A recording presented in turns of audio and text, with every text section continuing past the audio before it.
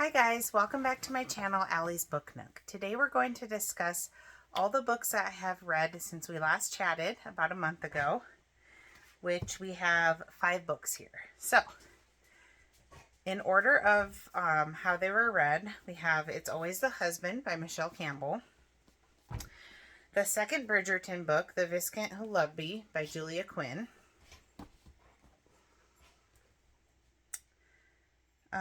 the Guernsey Literary and Potato Peel Society by Marianne Schaefer and Anne Barrows, Saving Noah by Lucinda Berry, and The Escape Room by Megan Golden. And I'm sorry about all the clutter behind me. I really need to get my bookshelves organized. They are a hot mess right now. But anyway, we're here to talk about books. So, the first one we have here is called It's Always the Husband by Michelle Campbell. And this is a thriller. I picked this up at Goodwill for the hardback copy. And I also, while I was reading it, listened to the audio version free via the Libby app through my local library. So this is a thriller. Maybe even go so far as to call it a domestic thriller. 337 pages. And I read/listened to this from February 19th to February 24th, so about a week. So basically, the plot of this story is there are these girls that are really good friends/roommates in college, and it alternates timelines between when they were in college and present day. And at the very beginning of the book, so basically 20 years later, one of them is standing at the edge of a bridge and someone is urging her to jump. How did it come to this? And so the prologue, the very beginning of the story, that's what happens. Someone, a woman, we don't know which one, is standing at the edge of a bridge, and a male voice is encouraging her to jump. So something's not right. So we go through present and past timelines to unweave this story, and it was pretty good. I will say that not all the characters were very likable, especially one in particular. So, okay, my first thoughts. It had an interesting introduction with a man encouraging the woman to jump off the bridge. So you know something's going to happen. My final impressions, I said it was okay. It was kind of a popcorn thriller. The female main character was unlikable, but she was supposed to be. And it was a quick read, but not very memorable. I think this was the author's debut novel. She used to be, I think, a DA in New York, a lawyer. So this is set in Carlisle School in New Hampshire, and it was compared to the book Pretty Little Lies, but I didn't think they were very similar. It alternated third-person perspectives, and like I said, it was written by a former New York City federal prosecutor. I didn't guess the ending. One of the narrators in here, maybe it was the only narrator, was January LaVoy, and I actually listened to 2 books that she narrated this month. And I really like her. She's done a lot of books, and I think she does a great job narrating, January LaVoy. So my ratings on this for characters, I gave it 3 out of 5, plot 3 out of 5, writing 3 out of 5, overall 3 out of 5. Would I recommend this? I said maybe. If you read a lot of thrillers and are looking for a quick read, but it's not like a go-to recommendation for me. Okay. The next book we have here is the second Bridgerton book, The Viscount Who Loved Me. Viscount Who Loved Me. I hope I'm saying that right. So there's 8 Bridgerton books, and then there's some other books in the Bridgerton universe. I read the second one late last year, the first one, so this is the second one. And it's by Julia Quinn. It was written about 20 years ago. It's in the romance/historical romance genre. I read the paper book because I got the whole set off of Facebook Marketplace for Christmas time. After my friend bought me the first one, I went ahead and got all of them. So I read the paper copy and also listened to some of it on audio. Similar to the first one, I wasn't crazy about the audio version. I liked just reading it better. My first thoughts were that it was okay. It started out kind of slow. So this is the second book in the Bridgerton series. It did have kind of an enemy to lovers trope. So it's about, is it Anthony, the oldest? It's about him and his romantic affairs and falling in love and all that. So I will say the gal in here, his romantic interest slash enemy in the beginning, her personality kind of reminded me of Nesta from A Court of Thorns and Roses. So the last Court of Thorns and Roses book is about Nesta, and she's like Kate is a way toned down version of Nesta. Just kind of, doesn't want anything to do with anything, all that stuff, but she's a lot less bitter than Nesta, but kind of reminded me a little bit of Nesta in the toned down version. Takes place in 1800s high society London. And I won't give away this one part in here, but I thought it was kind of far-fetched, but maybe not back then. Okay, so my ratings on this: characters 3 out of 5, plot 3 out of 5, writing 3 out of 5, overall 3 out of 5. So all in all, 3 out of 5. Would I recommend this? I said maybe if you love the Bridgerton series on TV, or if you read the first book and you like historical romance. I do plan on reading through the series this year. So far, the first and second book have both been solid 3s for me. So, nothing like spectacular, but also I still enjoyed it. And just like a nice, quick romance, quick to get through. Yeah, I read it. I guess it took me about 10 days, but yeah, that was good. Okay, so the next book we have, this is for my book club book selection this month. The Guernsey Literary and Potato Peel Society, a novel by Marianne Schaefer and Anne Barrows. So this is a historical fiction book. I read the paper copy. I read a little bit of the ebook and listened to a little bit of the audio. Primarily the paper copy. It's only 279 pages. And it took me from March 10th to March 20th, so 10 days to get through this. So this just has a little blurb on the back. January 1946. Writer Juliet Ashton receives a letter from a stranger, a founding member of the Guernsey Literary and Potato Peel Society. And so begins a remarkable tale of the island of Guernsey during the German occupation and of a society of as extraordinary as its name. So, yeah. Has a World War II setting. The format of it is all letter correspondence. The whole thing. All letters.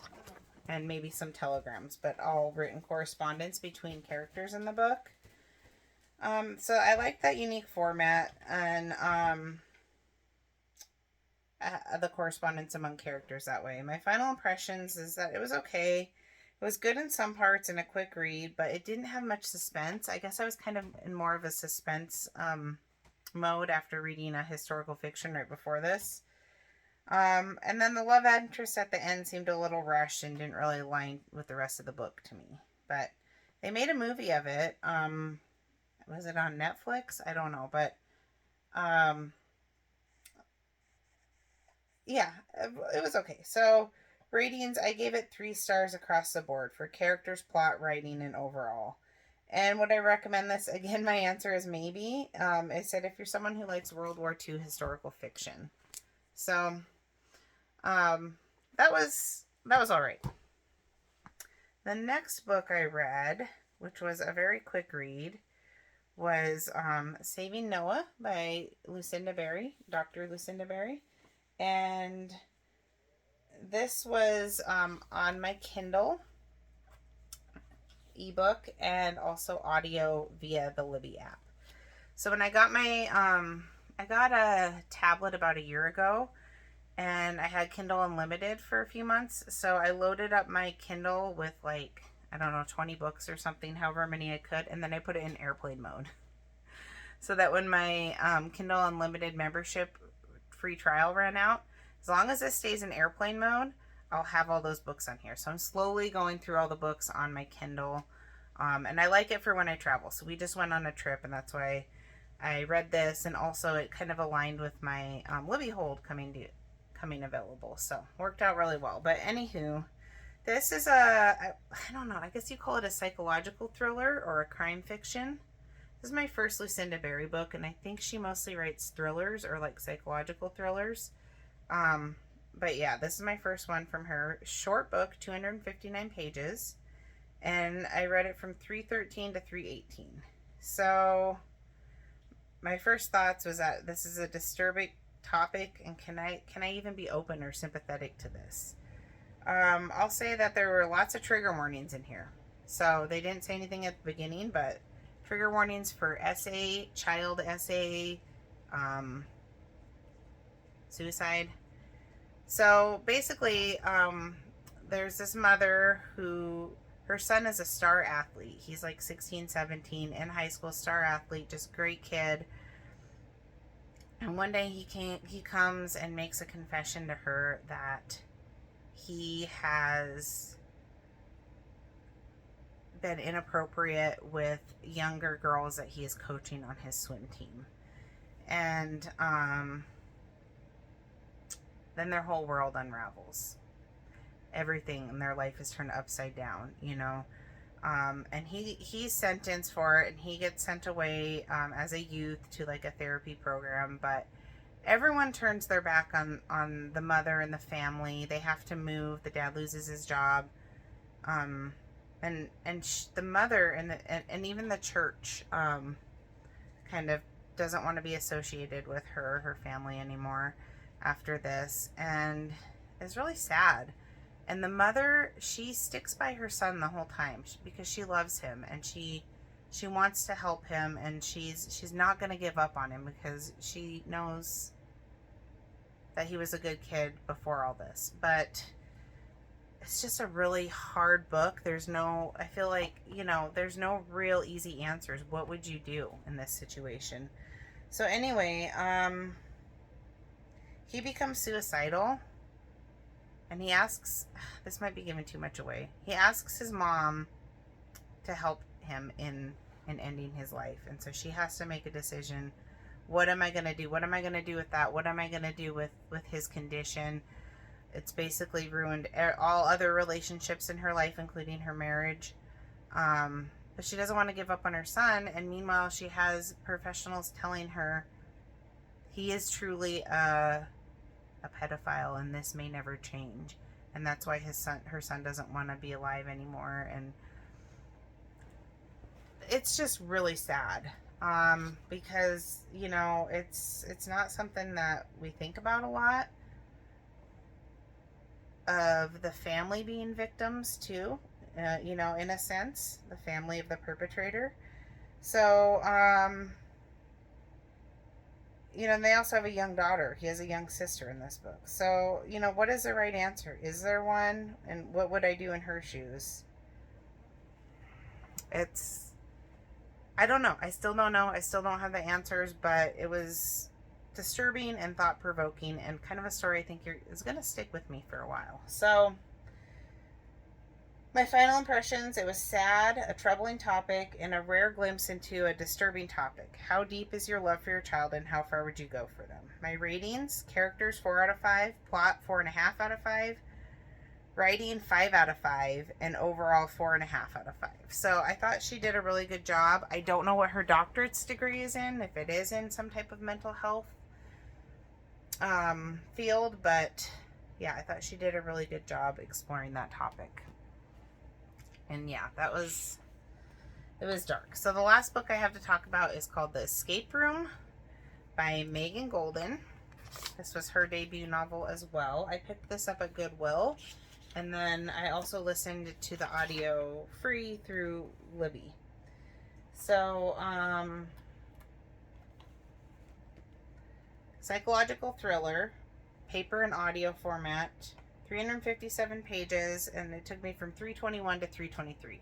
So not very long, but I was also listening to it on a road trip. So basically, this is an interesting premise. So there's four high finance Wall Street bankers that are pretty cutthroat.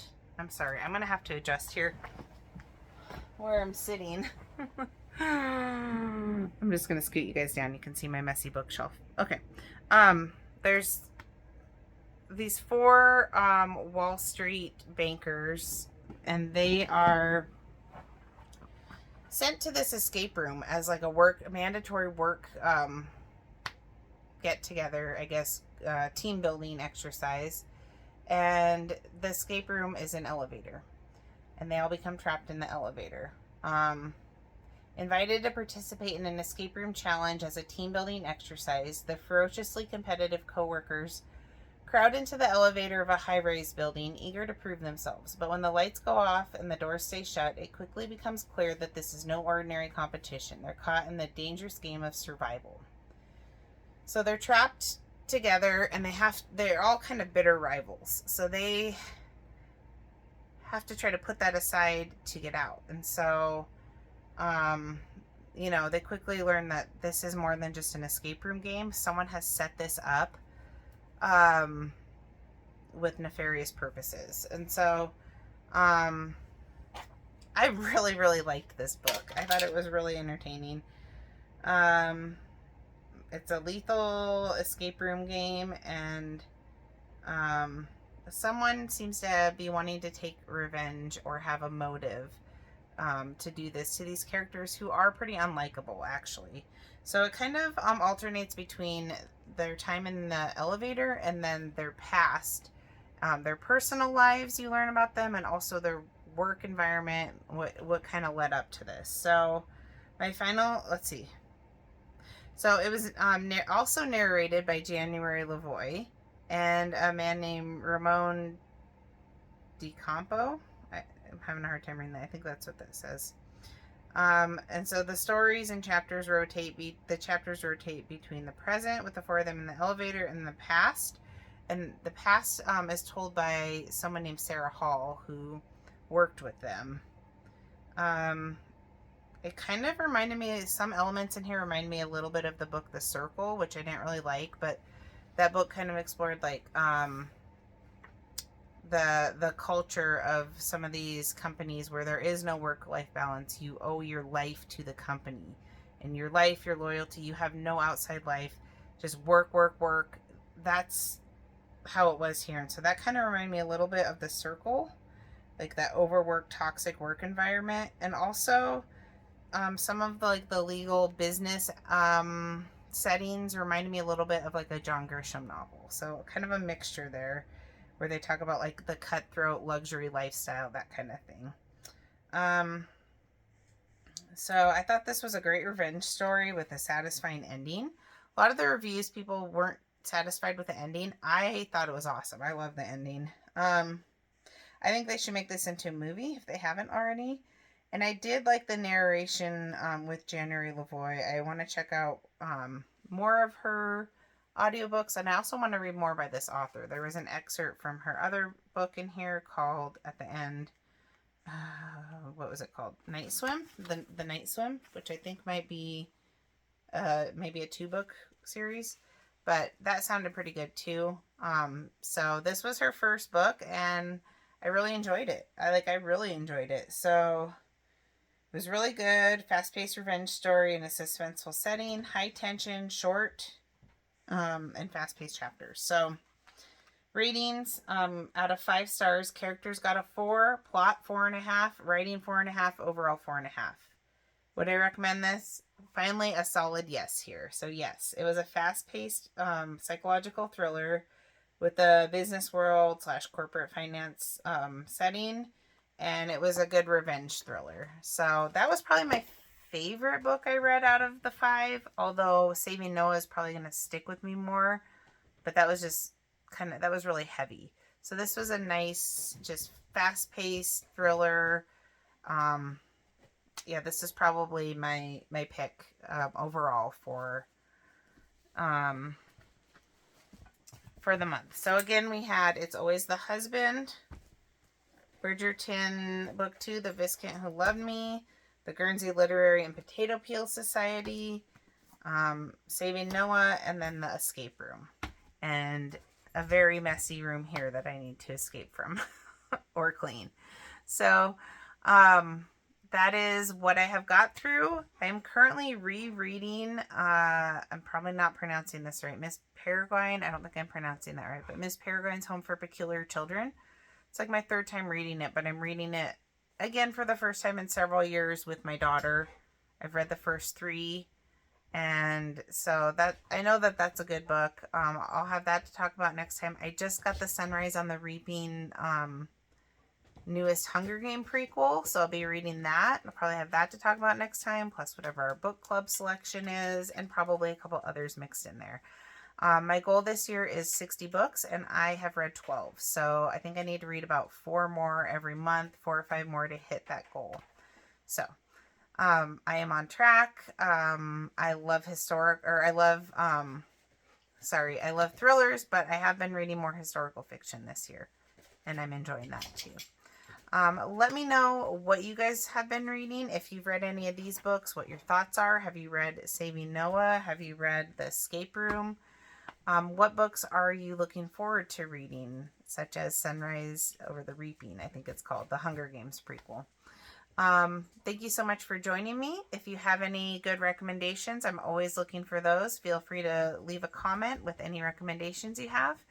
Give this video a thumbs up, consider subscribing, and I'll catch you in the next video. Bye, guys.